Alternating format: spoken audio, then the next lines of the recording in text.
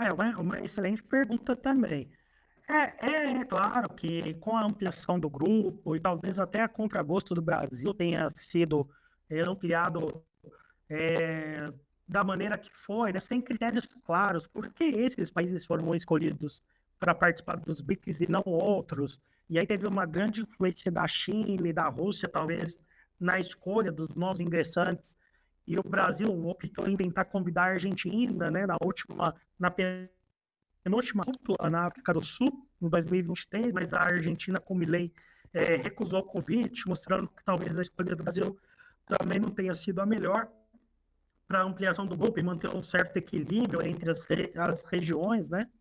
Então, dessa forma, a ampliação do grupo, que já era um grupo muito diverso desde a sua origem, ele vai ampliar ainda mais e vai trazer países com culturas, com realidades muito diferentes entre eles. Então, a gente vai ter Emirados Árabes Unidos, Arábia Saudita, a gente vai ter o Irã, esses países que, do ponto de vista dos direitos humanos, do ponto de vista da pauta brasileira, supostamente da defesa da democracia, pode trazer algumas divergências, né? As divergências históricas entre Índia e China também dificultam às vezes.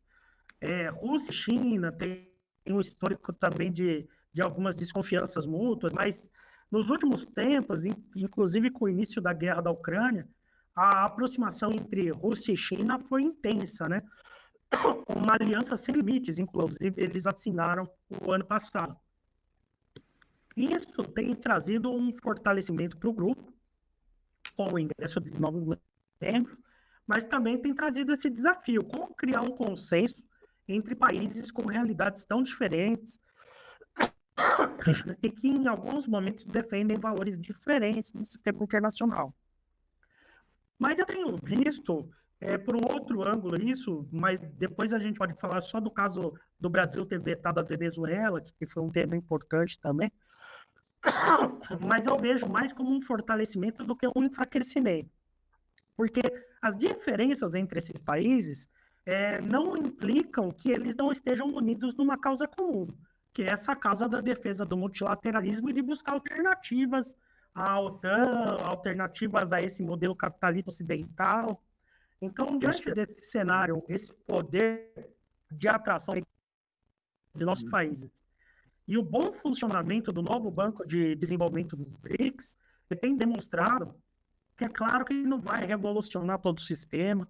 O papel ainda dos Estados Unidos no sistema monetário internacional é muito forte, o dólar ainda é muito forte, mas apesar de realmente, relativamente, o Brasil ter agora um papel menos poderoso por conta da ampliação de mais membros que podem aí ter suas agendas, suas opiniões, por outro lado, o grupo como uma potência econômica, energética, financeira, se fortalece e cria essa alternativa em esse poder de magnetismo que a gente tem assistido, né? Ainda que tenham contradições, mas as diferenças e o conhecimento mútuo entre esses países pode trazer novas, digamos, soluções para os problemas, né? Um primeiro passo é se conhecer melhor. Eu acho que isso a gente tem feito. E, a partir disso, tentar buscar alternativas ao modelo estadunidense, que tem se mostrado muito truculento, muito unilateral, que é muito desestabilizador do sistema internacional.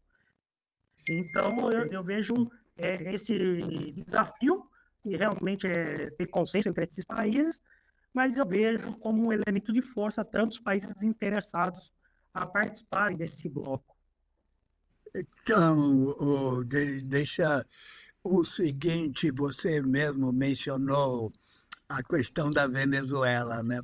Como é que você analisa esse veto do Brasil à Venezuela? Do meu ponto de vista, foi um erro tremendo, né? Vai ser, mas que dá para consertar, né? Como é que você vê isso aí? É, essa questão venezuelana eu vejo como um erro da diplomacia brasileira mesmo, porque não são critérios muito claros por que vetar a Venezuela e não vetar outros, né?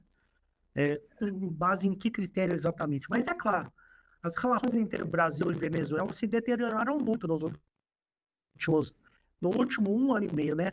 O Brasil retomou as relações com a Venezuela de forma bastante importante no início do governo, do terceiro mandato do governo Lula, recebendo, inclusive, o Maduro em Brasília, onde houve uma cúpula sul-americana depois de muito tempo. Eu lembro até que foi em maio, né, do ano passado que houve essa cúpula, mas os resultados não foram tão bons, justamente por conta da questão da democracia na Venezuela e da crise econômica e humana que a Venezuela passa, mas muito por conta também das sanções que a Venezuela sofre. No meio desse caminho, o Brasil tentou ser um mediador dos conflitos venezuelanos, tentando ser um mediador entre o Maduro e a oposição, entre a Venezuela e os Estados Unidos. E talvez no processo eleitoral, o que aconteceu de fato é que o Brasil disse que a Venezuela criou uma situação de perda de confiança, não quis mostrar as atas, no sistema internacional não deu muita importância para as demandas que o Brasil fazia, então quase foi uma retaliação por parte do Brasil. Mas eu acho que não foi estratégico, porque a Venezuela continua sendo um país muito poderoso do ponto de vista energético e, de certa maneira, contestador de uma ordem imperialista.